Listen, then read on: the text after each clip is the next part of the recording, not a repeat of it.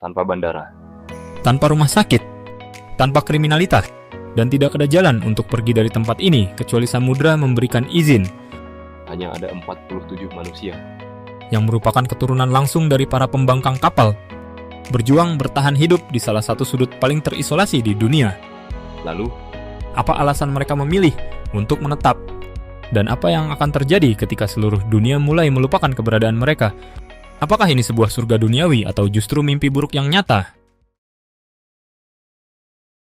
Berdasarkan data resmi dari pemerintah Kepulauan Pitcairn, hanya ada 47 orang yang mendiami pulau ini hingga tahun sekarang. Mayoritas dari mereka adalah keturunan dari para pemberontak kapal legendaris bernama HMS Bounty yang terjadi pada tahun 1789 demi menyembunyikan diri dari kejaran angkatan laut kerajaan Inggris untuk selamanya. Kelompok ini memutuskan membakar kapal tersebut lalu memilih menetap di daratan terpencil ini, tersembunyi sangat jauh dari jalur pelayaran utama dunia. Pulau Pitcairn berada lebih dari 3.000 mil dari daratan benua terdekat, karena tidak memiliki bandar udara, tidak ada pelabuhan laut dalam, serta tidak tersedianya jadwal penerbangan atau kapal feri reguler. perjalanan menuju ke tempat ini masih terasa sama, menantangnya seperti yang dirasakan para penjelajah pada abad ke-18. Secara visual, pulau ini tampak sangat menakjubkan, layaknya sebuah lukisan indah. Dikelilingi tebing terjal yang tinggi, hutan hijau yang lebat, Serta deburan ombak berwarna biru kehijauan yang menghantam batuan vulkanik hitam. namun Keindahan alam tersebut menyimpan tantangan hidup yang sangat luar biasa, berat bagi siapa saja yang tinggal di sana. Pengiriman barang kebutuhan pokok hanya dilakukan oleh kapal kargo beberapa kali saja dalam 1 tahun. Di pulau ini tidak ada rumah sakit ataupun restoran cepat saji. Setiap jenis tanaman pangan harus ditanam secara manual dengan tangan sendiri. Setiap bangunan yang rusak harus diperbaiki oleh warga setempat yang biasanya memegang banyak peran sekaligus. Mulai dari menjadi teknisi listrik, guru sekolah, hingga anggota dewan kota. Bahkan terkadang semua tugas itu dilakukan oleh satu orang yang sama dalam 1 hari. Banyak generasi muda yang memilih meninggalkan pulau untuk mengejar pendidikan yang lebih tinggi atau mencari peluang kerja yang lebih baik di luar negeri, dan mereka memutuskan untuk tidak pernah kembali lagi, yang pada akhirnya menyebabkan populasi di pulau ini didominasi oleh usia lanjut. Sekolah setempat bahkan terkadang hanya memiliki 1 orang murid saja. Salah satu warga lokal bernama Meralda Warren mengungkapkan dalam sebuah wawancara pada tahun 2023 dengan media asing bahwa hidup di sini memang sangat berat. Namun tempat ini adalah rumah mereka. Mereka semua terlahir dari sejarah perjuangan untuk bertahan hidup. Meskipun sejarah awal Pitcairn dibangun oleh sekelompok pelarian hukum, kini kehidupan mereka berjalan dalam sebuah keseimbangan yang sangat rapuh. Sebagai bagian dari wilayah seberang laut Inggris, pulau ini masih mendapatkan bantuan dana untuk merawat infrastruktur dasar, jaringan internet, serta sistem energi terbarukan. namun pertanyaannya adalah sampai kapan masyarakat sekecil ini mampu bertahan secara mandiri dengan cara hidup mereka sendiri. Dan yang lebih penting lagi, tidak ada landasan pacu pesawat, tidak ada menara pengawas udara, tidak ada pula penerbangan darurat untuk masuk atau keluar dari pulau ini. Melakukan perjalanan ke Pulau Pitcairn bukan sekadar perjalanan biasa, melainkan sebuah ujian ketahanan mental dan fisik yang sesungguhnya. Menurut data dari Dinas Pariwisata Pitcairn, jumlah wisatawan yang berkunjung ke pulau ini kurang dari 100 orang setiap tahunnya. Jika Anda berangkat dari Tahiti, Anda harus menempuh perjalanan laut selama minimal 32 jam. Dan itu pun baru tahap akhir setelah Anda melakukan penerbangan panjang menuju wilayah Polinesia, Prancis. Pemerintah Kepulauan Pitcairn mencatat bahwa kapal pengangkut logistik hanya datang sekitar 4 kali saja dalam setahun. Jika Anda sampai melewatkan kapal tersebut, tidak akan ada moda transportasi cadangan yang bisa diandalkan. Tidak pada kapal feri umum ataupun kapal pesiar mewah. Anda harus menunggu selama berminggu-minggu sampai jadwal kapal berikutnya tiba. Saat ini, kapal bernama MV Silver Supporter menjadi satu-satunya sarana transportasi laut reguler yang menghubungkan pulau dengan dunia luar. Menjadi urat nadi kehidupan yang harus membelah samudra luas sejauh lebih dari 500 km dari wilayah Mangareva. Ketika daratan pulau mulai terlihat di cakrawala, pemandangan yang menyambut Anda bukanlah pantai pasir putih yang tenang seperti di kartu pos. Pantai di pulau ini sangat curam, berbatu tajam, Dan sangat ekstrim. tidak ada pelabuhan yang cukup besar untuk menampung kapal kargo. Oleh karena itu, para penumpang harus berpindah dari kapal kargo besar ke perahu skoci kecil milik warga lokal. Itu pun jika kondisi cuaca bersahabat, lalu menerobos ombak besar demi bisa mencapai daratan. Deburan ombak besar terus menghantam dinding tebing batu hitam dengan suara gemuruh yang sangat memekakan telinga. Angin laut yang membawa garam akan langsung menempel di kulit Anda. Satu kesalahan kecil saja saat proses evakuasi ini bisa membuat Anda langsung terjatuh ke dalam gulungan air laut yang dingin. Jalanan di pulau ini sangat curam, berliku, dan memiliki rute yang menantang. Warga setempat mengandalkan sepeda motor roda, 4 atau kendaraan taktis sejenis untuk bepergian ke berbagai tempat. Di sini tidak ada taksi, bus kota, atau layanan transportasi daring. Jalan tanah tersebut membelah hutan dan perbukitan tinggi. Mendaki jauh ke atas bukit sebelum akhirnya turun menuju Adamstown yang menjadi satu-satunya area pemukiman warga di sana. Kondisi alam yang sangat terisolasi ini memengaruhi seluruh aspek kehidupan masyarakat. Pengadaan barang kebutuhan harus direncanakan sejak beberapa bulan sebelumnya. Bahan bakar, bahan makanan, obat-obatan, semuanya wajib dipesan terlebih dahulu untuk dikirim menggunakan kapal laut. Jika ada barang atau alat yang rusak, Anda harus bisa memperbaikinya sendiri atau terpaksa hidup tanpa barang tersebut. Tidak akan ada layanan pengiriman kilat yang bisa mengantarkan barang dalam 1 hari ke tempat ini.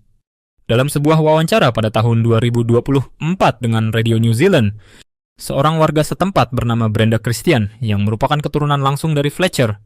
Christian menjelaskan bahwa perjalanan menuju ke pulau ini sangat berat dan panjang, sehingga tidak cocok untuk semua orang. Namun ketika Anda berhasil menginjakan kaki di sini, Anda akan merasa telah memenangkan sebuah perjuangan besar karena pulau ini tidak mudah ditaklukkan. Jadi, apa yang membuat mereka tetap bertahan? Hal apa yang mengikat sekelompok kecil orang ini untuk tetap setia tinggal di pulau bertebing curam tanpa akses transportasi yang mudah? Kita akan menemukan jawabannya di bagian berikutnya. Namun sebelum kita lanjut, pastikan Anda menekan tombol berlangganan dan mengaktifkan lonceng notifikasi agar tidak ketinggalan kisah nyata menarik lainnya dari komunitas paling terisolasi di muka bumi ini. Coba pejamkan mata Anda sejenak. Sekarang bayangkan suara percakapan dalam bahasa Inggris. Tetapi bukan bahasa Inggris modern yang biasa kita dengar, melainkan sebuah dialek kuno yang terdengar lebih lembut dan berpadu dengan nada berirama khas bahasa Tahiti. Hasilnya adalah sebuah bahasa unik yang hanya dituturkan oleh kurang dari 50 orang di seluruh dunia. Dialek ini dikenal dengan nama Pitcairn, sebuah bahasa yang belum pernah Anda dengar sebelumnya. Saat Anda berjalan menyusuri sudut-sudut jalan yang tenang di Adamstown, satu-satunya pemukiman di pulau ini, Anda mungkin akan mendengar sayup-sayup percakapan bahasa ini dari balik jendela rumah warga yang terbuka atau dari balik pagar kebun tetangga. Bagi mereka, bahasa ini bukan sekadar alat komunikasi harian biasa, melainkan sebuah jembatan sejarah yang menghubungkan mereka secara langsung dengan masa lalu yang penuh petualangan. Sejarah bahasa Pitcairn dimulai pada tahun 1790, ketika para pemberontak kapal Inggris dari HMS Bounty mulai menetap di Pulau Pitcairn bersama dengan beberapa pria dan wanita dari Tahiti. Kedua kelompok yang memiliki latar belakang budaya dan bahasa yang sepenuhnya berbeda ini dipaksa untuk mencari cara agar bisa saling memahami satu sama lain. Seiring berjalannya waktu, bahasa Inggris kuno dan bahasa Tahiti mulai melebur menjadi satu. Kosakata baru mulai terbentuk. Tata bahasa mengalami penyesuaian. Hingga akhirnya lahirlah sebuah dialek komunikasi yang baru. Menurut laporan dari Pusat Studi Kepulauan Pitcairn pada tahun 2024, bahasa Pitcairn saat ini diklasifikasikan sebagai bahasa yang sangat terancam punah oleh Lembaga Dunia UNESCO. Saat ini tercatat kurang dari 30 orang yang masih fasih menuturkan bahasa ini secara aktif. Dan hampir seluruh penutur aktif tersebut merupakan warga usia lanjut. Bahasa Pitcairn memiliki keunikan tersendiri yang sangat khas. Dialek ini membawa pengaruh kuat dari gaya bahasa pelaut Inggris abad ke-18. Seperti kata Gwen yang berarti akan pergi, would away yang mengekspresikan kekacauan, atau mus yang berarti harus. Namun gaya bahasa tersebut menjadi terdengar sangat lembut karena pengaruh nada musik alami dari bahasa Tahiti yang kaya akan huruf vokal terbuka dan ritme yang hangat. Sebuah contoh kalimat dalam bahasa Pitcairn berbunyi seperti ini. We went down, taseo, mus fetch some fish. Yang memiliki arti kami akan pergi ke laut untuk mencari ikan. Di pulau ini tidak ada sekolah formal yang mengajarkan bahasa Pitcairn secara khusus kepada generasi muda. Bahasa ini diwariskan secara turun-temurun melalui obrolan santai keluarga di rumah, dongeng sebelum tidur, serta pertemuan warga pada hari Minggu. Namun seiring dengan banyaknya generasi muda yang meninggalkan pulau untuk melanjutkan pendidikan atau bekerja di luar negeri, Eksistensi bahasa ini perlahan mulai memudar bersama dengan kepergian mereka. Dalam wawancara pada tahun 2023 dengan BBC News, salah seorang warga bernama Darlene Griffith menyatakan bahwa saat berbicara menggunakan bahasa Pitcairn, ia merasa seperti sedang berkomunikasi langsung dengan para leluhurnya. Bahasa tersebut bukan sekadar kumpulan kata, melainkan representasi dari identitas diri mereka yang sesungguhnya. Meskipun jumlah penuturnya terus berkurang, Warga lokal bersama para ahli bahasa dari luar terus berjuang keras untuk menyelamatkan warisan budaya yang sangat berharga ini. Lembaga British Council bekerja sama dengan pemerintah setempat telah memberikan dukungan untuk proyek perekaman suara serta pembuatan kamus digital guna mendokumentasikan kosakata serta cara pelafalan yang benar. Berdasarkan data dari Inisiatif Bahasa Pitcairn, pada tahun 2025, para sukarelawan kini tengah mengembangkan materi pembelajaran interaktif serta mengarsipkan sejarah lisan dalam bahasa Pitcairn dan bahasa Inggris agar bahasa unik ini tidak hilang ditelan zaman. Jika bahasa unik Pitcairn membawa kita mendengar suara dari masa lalu, maka sistem perekonomian di pulau ini akan membawa kita kembali ke era kuno, di mana rasa saling percaya menjadi nilai mata uang yang paling utama. Di pulau Pitcairn sama sekali tidak ada kantor bank, tidak ada mesin penarik uang tunai atau kartu kredit yang bisa digunakan untuk bertransaksi. Jika Anda menginginkan sebuah barang, Anda hanya memiliki dua pilihan, yaitu membayarnya dengan uang tunai atau menukarnya dengan barang lain yang senilai. Berdasarkan informasi resmi dari Kantor Layanan Pemerintah Pitcairn, tahun 2025, Mata uang resmi yang digunakan di pulau ini adalah dolar Selandia Baru. Uang tunai tersebut biasanya dibawa masuk ke pulau melalui kapal logistik berkala atau dibawa langsung oleh pejabat pemerintah yang berkunjung. Namun karena tidak ada tempat untuk menggesek kartu debit dan tidak adanya kantor untuk menyimpan atau menarik uang secara digital, kebutuhan akan sistem keuangan modern hampir tidak dirasakan oleh masyarakat setempat. Pasokan listrik di pulau ini sangat terbatas. Akses internet berjalan cukup lambat, dan jumlah penduduknya pun sangat sedikit. Di lingkungan sekecil ini, semua orang saling mengenal dengan baik dan tahu persis siapa yang sedang memerlukan bantuan. Bahkan seringkali mereka tidak pernah menghitung secara rinci nilai bantuan yang telah diberikan. Warga setempat terbiasa menukar telur dengan kayu bakar, menukar hasil tangkapan ikan dengan roti buatan rumah, atau memberikan buah-buahan segar sebagai imbalan jasa perbaikan rumah. Mereka saling membantu satu sama lain bukan karena mengejar keuntungan materi semata, melainkan karena mereka sadar bahwa kelangsungan hidup bersama di pulau ini sangat bergantung pada kerjasama yang solid. Dalam sebuah wawancara dengan ABC Pacific Beat pada tahun 2024, seorang warga senior bernama Mike Warren menjelaskan bahwa mereka tidak membutuhkan kehadiran bank di pulau ini. Jika ada tetangga yang membutuhkan sesuatu, warga akan selalu menemukan cara untuk membantu. Terkadang bantuan itu berupa uang, tetapi jauh lebih sering berupa aksi saling tolong-menolong secara langsung. Di belahan dunia lain yang serba digital, kita bisa dengan mudah menggunakan ponsel pintar untuk membeli secangkir kopi atau mengirimkan uang melintasi samudra hanya dalam hitungan detik. namun di Pitcairn, Kehidupan ekonomi berjalan secara langsung dan saling bertatap muka secara fisik. Di sini tidak ada sistem pembayaran online, tidak ada catatan skor kredit, serta tidak ada biaya admin yang tersembunyi. Sistem ini terasa jauh lebih lambat, namun terasa sangat nyata dan jauh lebih manusiawi dalam membangun hubungan sosial. Meskipun demikian, kesederhanaan hidup ini juga menyimpan tantangan yang nyata. Apa yang akan terjadi ketika persediaan barang kebutuhan mulai habis? Bagaimana cara warga merencanakan masa pensiun, membayar biaya pengobatan darurat, atau menabung untuk masa depan tanpa memiliki akun bank? Barang apa yang bersedia Anda tukarkan jika berada di tempat di mana uang bukan segalanya? Berikan pendapat Anda di kolom komentar karena kami membaca setiap masukan dari Anda. Di era modern, di mana sebagian besar orang hanya membutuhkan waktu beberapa menit saja untuk menjangkau rumah sakit terdekat, Pulau Pitcairn menyajikan realitas yang sangat kontras. di tempat ini tidak ada bangunan rumah sakit, Tidak ada unit gawat darurat, serta tidak ada dokter spesialis yang bersiaga setiap saat. Anda harus menjaga kondisi kesehatan fisik Anda secara mandiri, karena komunitas pulau ini tidak memiliki kemewahan fasilitas medis. Jika Anda mendadak jatuh sakit di pulau ini, kelangsungan hidup Anda akan sangat bergantung pada bantuan tetangga sekitar, serta ketersediaan obat-obatan seadanya yang ada di rumah. menurut laporan layanan kesehatan Kepulauan Pitcairn. Dokter atau perawat dari luar pulau hanya datang berkunjung setiap 3 bulan sekali, Itu pun sangat dipengaruhi oleh faktor cuaca ekstrem dan ketersediaan jadwal transportasi laut. Di sela-sela waktu kunjungan tersebut, warga harus mengandalkan stok obat-obatan yang terbatas, layanan konsultasi daring menggunakan jaringan internet satelit yang lambat, serta kemampuan adaptasi mandiri mereka untuk kasus darurat yang mengancam nyawa seperti serangan jantung, Patah tulang parah. atau komplikasi saat melahirkan. Pasien harus segera dievakuasi menggunakan jalur laut atau menyewa kapal khusus menuju Tahiti yang berjarak lebih dari 500 km. Namun proses evakuasi medis ini memerlukan waktu yang sangat lama, Kondisi cuaca laut yang bersahabat, serta koordinasi yang rumit dengan otoritas luar negeri. Bukan hal yang aneh bagi seorang pasien darurat untuk menunggu lebih dari 24 jam hanya agar proses evakuasi medis awal dapat segera dimulai. Oleh karena itu, tindakan pencegahan penyakit menjadi kunci utama pertahanan hidup di Pitcairn. warga membiasakan diri menanam bahan pangan organik sendiri, menjaga keaktifan fisik, serta mempelajari keterampilan medis dasar secara mandiri.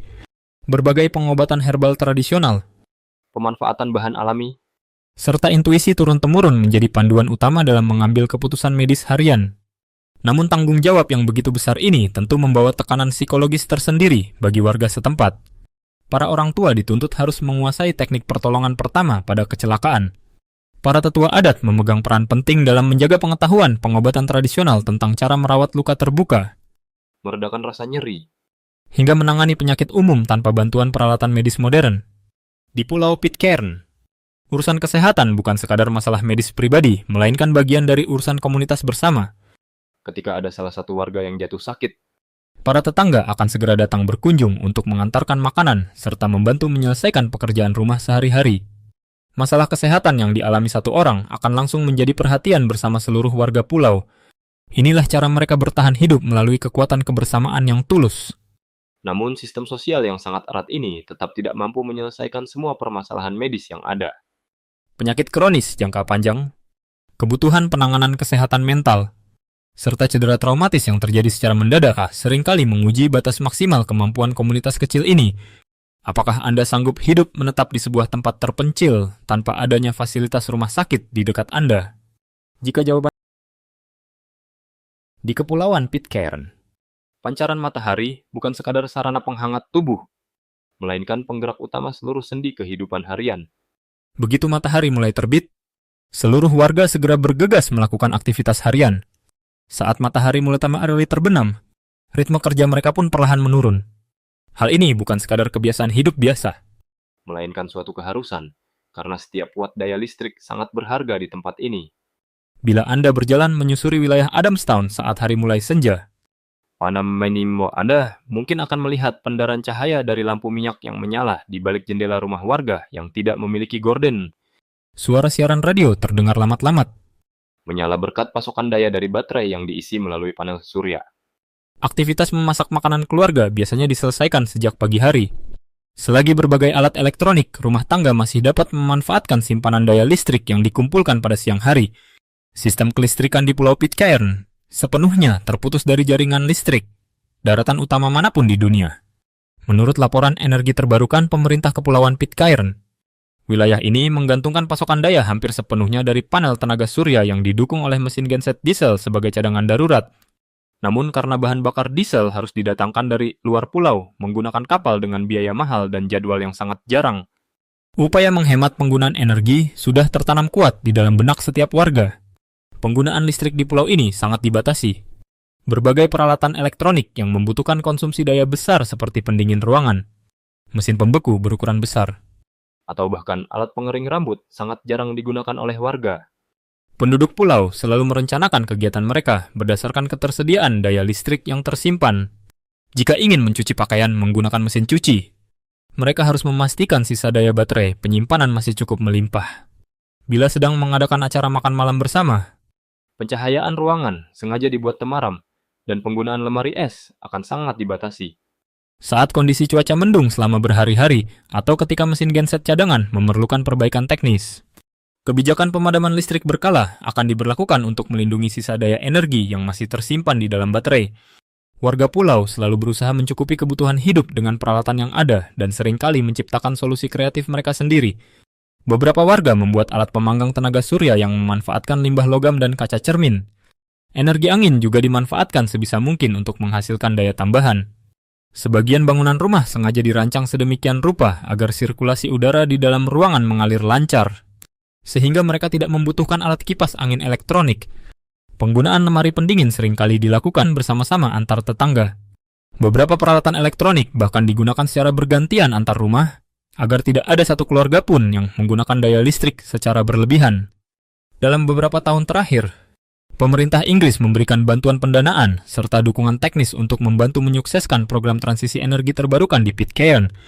Hingga tahun 2025, perangkat panel surya telah mampu menyuplai lebih dari 90% kebutuhan listrik pada siang hari di pulau ini, dengan target mengurangi tingkat ketergantungan pada solar sebesar 20% lagi hingga tahun 2027. Langkah peralihan energi ini bukan semata-mata bertujuan untuk menghemat pengeluaran uang secara finansial. Ini merupakan masalah kelangsungan hidup serta upaya membangun kemandirian wilayah. Bagi masyarakat Pitcairn, Kemandirian energi berdiri di salah satu area perbukitan di kawasan Adamstown. Terdapat sebuah bangunan kayu sederhana yang memiliki ukuran sangat mungil, bahkan hampir menyerupai ukuran sebuah gudang perkakas kebun. namun di balik dinding kayu sederhananya, Tempat ini memegang salah satu peranan paling penting di Kepulauan Pitcairn, yaitu sebagai kantor pos. Fasilitas pos ini hanya dikelola oleh satu orang petugas saja. Di dalamnya hanya tersedia satu meja kerja, satu alat timbangan barang, namun memikul tanggung jawab pelayanan yang sangat besar bagi kelangsungan hidup warga pulau. bagi masyarakat Pitcairn, Keberadaan kantor pos ini memiliki fungsi yang jauh lebih besar daripada sekadar tempat mengirimkan surat. melainkan sebagai urat nadi penghubung dengan dunia luar. Tanpa adanya fasilitas bandara, tidak adanya jadwal penerbangan harian, Serta hanya bergantung pada kedatangan kapal logistik beberapa kali saja dalam setahun. Sarana komunikasi tertulis menjadi barang yang sangat berharga. berbagai paket kiriman barang, Pasokan obat-obatan, dokumen resmi pemerintah, hingga surat pribadi dari kerabat jauh semuanya wajib melewati kantor pos kecil ini. Lembaran perangko resmi yang diterbitkan oleh Kepulauan Pitcairn sangat dikagumi oleh para kolektor di seluruh penjuru dunia karena tingkat kelangkaannya serta keindahan desain visualnya. Berdasarkan data dari Biro Filateli Kepulauan Pitcairn, perangko-perangko ini masih menjadi salah satu komoditas ekspor utama yang menghasilkan pendapatan bagi pulau. Sebagian besar perangko tersebut mengusung tema sejarah lokal, keanekaragaman satwa liar pulau, atau kisah pemberontakan kapal HMS Bounty yang legendaris. Peristiwa sejarah yang membawa para leluhur pertama kali mendarat di pulau ini pada tahun 1790. Bagi para kolektor perangko dunia, lembaran kertas kecil ini memiliki nilai investasi yang sangat tinggi. Sedangkan bagi warga lokal, perangko tersebut merupakan representasi identitas budaya mereka yang berfungsi, layaknya sebuah kapsul waktu berukuran mini.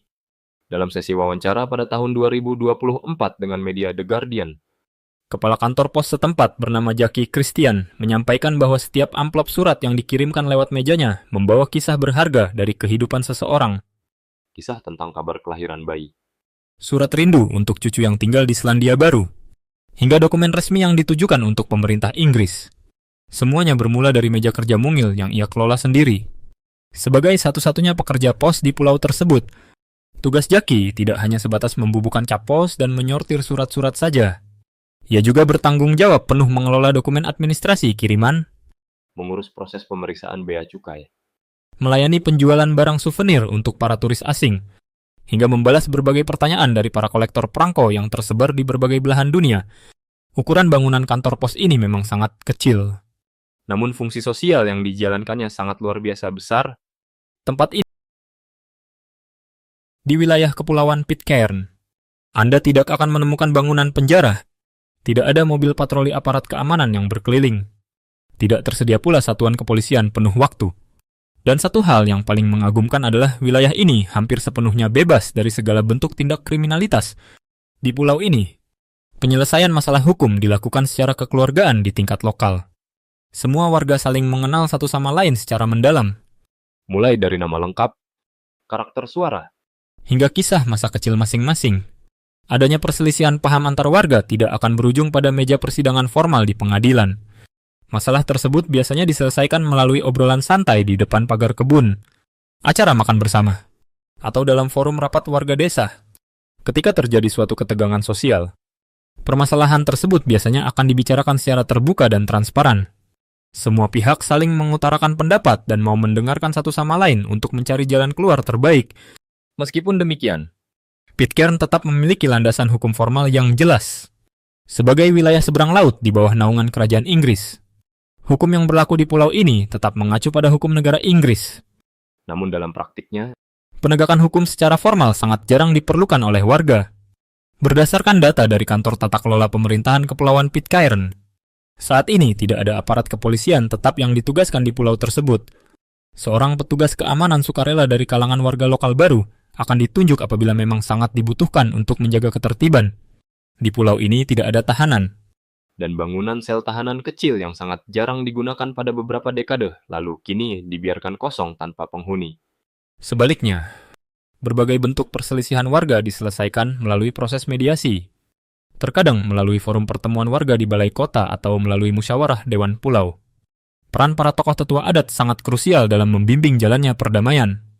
Dengan jumlah penduduk yang kurang dari 50 orang, menjaga kerukunan antar warga bukan sekadar masalah penegakan aturan hukum, melainkan demi menjaga keutuhan hubungan kekerabatan sosial mereka yang sangat berharga.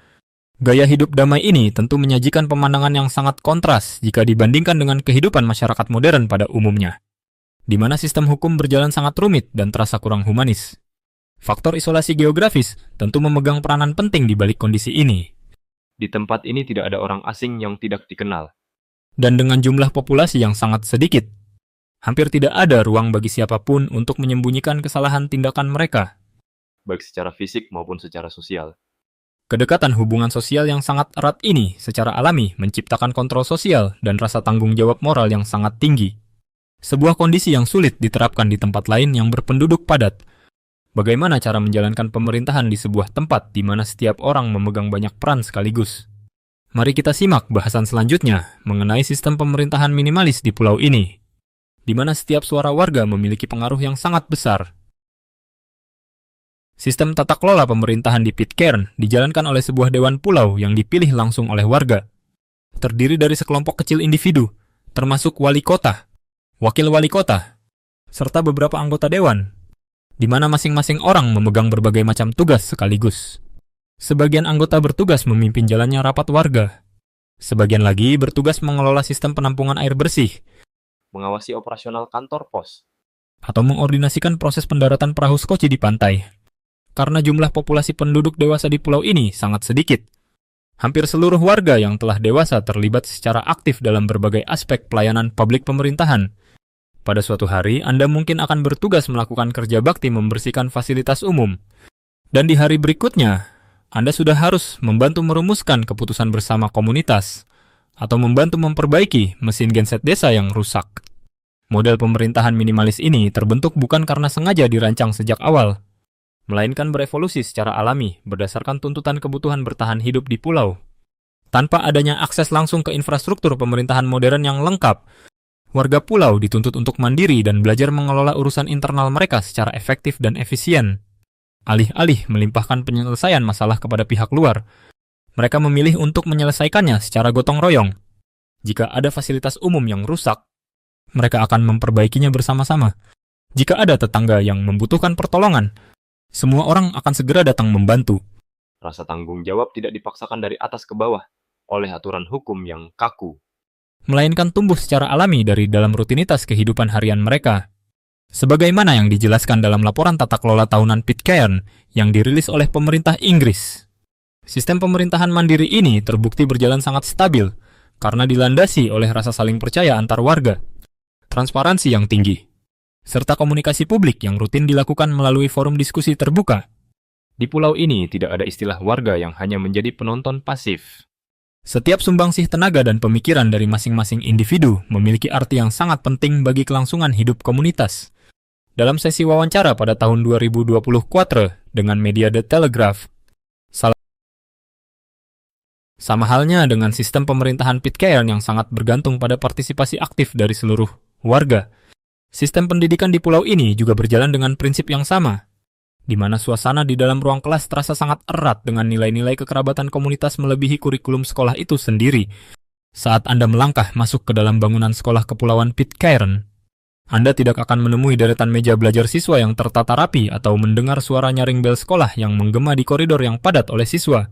Sebaliknya, Anda hanya akan menemukan satu ruangan kelas sederhana, beberapa orang murid saja, serta seorang guru yang merangkap banyak tugas sekaligus mulai dari pendidik, mentor, hingga terkadang menjadi teknisi peralatan sekolah. Jumlah siswa yang belajar di sekolah ini bisa sangat sedikit, bahkan terkadang hanya berkisar 1 atau 2 orang saja, tergantung pada kondisi tahun ajaran yang berjalan. Berdasarkan data resmi dari Departemen Pendidikan Kepulauan Pitcairn, saat ini hanya ada kurang dari 5 anak usia sekolah di seluruh pulau, yang semuanya dididik oleh 1 orang guru utusan pemerintah, yang tugasnya digilir setiap beberapa tahun sekali. Sekolah ini menerapkan standar kurikulum nasional yang berlaku di negara Selandia Baru. Namun proses pembelajaran yang didapatkan oleh para murid berjalan jauh melampaui isi buku teks pelajaran sekolah. Selain diajarkan ilmu matematika dasar dan keterampilan membaca, anak-anak di pulau ini juga dibekali dengan keterampilan praktis seperti cara memancing ikan di laut, bercocok tanam untuk memenuhi kebutuhan pangan, serta cara memperbaiki peralatan rumah tangga yang rusak. Mereka juga diajarkan cara menampung dan menyaring air hujan untuk konsumsi, mengoperasikan perangkat radio komunikasi jarak jauh, serta mengolah bahan makanan dari hasil bumi yang tersedia di sekitar mereka. Pola pendidikan di Pitcairn memadukan antara pengetahuan akademis dengan keterampilan bertahan hidup yang nyata di lapangan. Sebuah hal yang sangat mutlak diperlukan ketika Anda memilih tinggal di tempat yang berjarak lebih dari 3.000 mil dari daratan benua terdekat. dalam wawancara pada tahun 2024 dengan media Staff. NJ. Seorang mantan guru yang pernah bertugas di Pitcairn, bernama Louis Sinclair, membagikan pengalamannya bahwa pada pagi hari ia akan mengajarkan materi pecahan matematika kepada para murid di kelas. Lalu pada siang harinya, ia akan membantu anak-anak memanen buah pisang di kebun. Proses ini menyajikan sebuah keseimbangan yang indah antara belajar memahami ilmu dunia dengan belajar cara bertahan hidup langsung dari alam sekitar. Dengan jumlah murid yang sangat sedikit, pendekatan pembelajaran yang diterapkan oleh guru menjadi terasa sangat personal.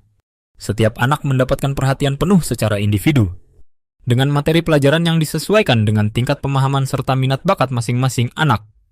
Peran aktif orang tua juga sangat dominan dalam mendukung proses belajar ini. Urusan pendidikan anak akhirnya menjelma menjadi urusan keluarga besar, memadukan antara kurikulum formal sekolah dengan penanaman nilai-nilai luhur budaya yang diwariskan oleh para leluhur secara turun-temurun. Namun di balik keunikan tersebut, sistem ini tentu tidak luput dari tantangan yang cukup berat. Terbatasnya kesempatan untuk berinteraksi dengan teman sebaya yang seumur, tidak tersedianya kegiatan ekstrakurikuler sekolah, serta minimnya sarana penunjang belajar modern membuat anak-anak di pulau ini kehilangan beberapa aspek pengalaman pendidikan yang biasa didapatkan oleh anak-anak di tempat lain. Ketika usia mereka mulai menginjak remaja, para murid ini pada akhirnya harus rela meninggalkan pulau untuk melanjutkan pendidikan ke jenjang sekolah menengah di Selandia Baru, yang seringkali menjadi momen pertama bagi mereka untuk merasakan kehidupan di luar komunitas kecil mereka yang hangat. Jika Anda menyukai tayangan video kami hari ini, Terima kasih sudah menonton. Kalau video ini lucu atau bermanfaat, jangan lupa like, subscribe, dan nyalakan loncengnya agar tidak ketinggalan video baru. Sampai jumpa di video berikutnya.